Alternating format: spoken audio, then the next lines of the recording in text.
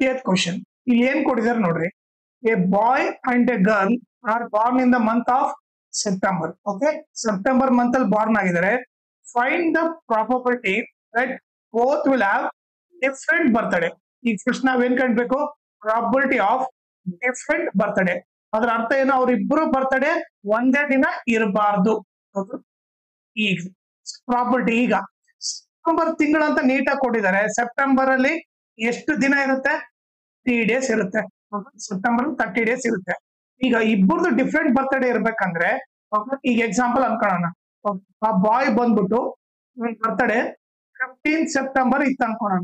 Okay, ಈಗ ಆ ಗರ್ಲ್ದು okay 15th ಬಿಟ್ಟು ಇನ್ನು ಉಳ್ಕಿದ್ ಯಾವ್ದೇ ದಿನ ಬರ್ತಡೇ ಬಂದ್ರು ಡಿಫ್ರೆಂಟ್ ಬರ್ತಡೇ ಅಂತಾನೆ ಲೆಕ್ಕ.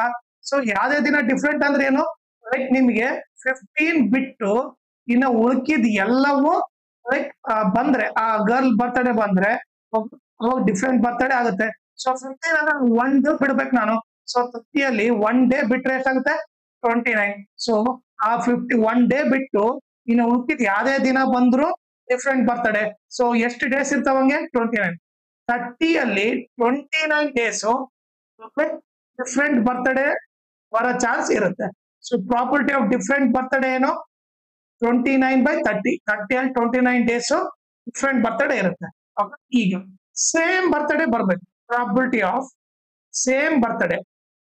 ಓಕೆ, ಅವ್ರಿಬ್ರು ಬರ್ತಡೇ ಒಂದೇ ದಿನ ಬರ್ಬೇಕು ಅಂದ್ರೆ, ಈಗ ಇರೋದು ಸೆಪ್ಟೆಂಬರ್ ಅಲ್ಲಿ 30 days. ಈಗ ಅದೇ ಎಕ್ಸಾಂಪಲ್ ತಗೊಳೋಣ.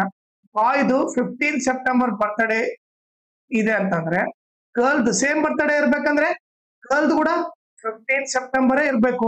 ಸೊ ಇಬ್ರು ಒಂದೇ ದಿನ ಅಂದ್ರೆ 1 day ಮಾತ್ರ ಪಾಸಿಬಲ್ ಇದೆ. 30 1 day ಬಂದ್ರೆ ಮಾತ್ರ ಅವ್ರಿಬ್ಬರು ಸೇಮ್ ಬರ್ತಡೇ ಅಂತ ಕನ್ಸಿಡರ್ ಆಗ್ಬೋದು. ಸೊ ಅದಕ್ಕೋಸ್ಕರ ಪ್ರಾಬಬಿಲಿಟಿ ಆಫ್ ಸೇಮ್ ಬರ್ತಡೇ ಬಂದು 1/30, ಪ್ರಾಬಬಿಲಿಟಿ ಆಫ್ ಡಿಫ್ರೆಂಟ್ ಬರ್ತಡೇ ಬಂದ್ಬಿಟ್ಟು 29/30.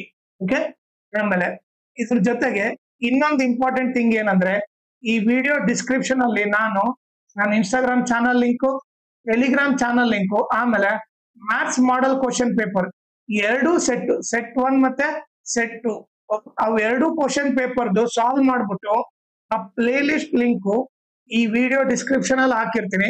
ಇದನ್ನ ನೀವು ರೆಫರ್ ಮಾಡಿ.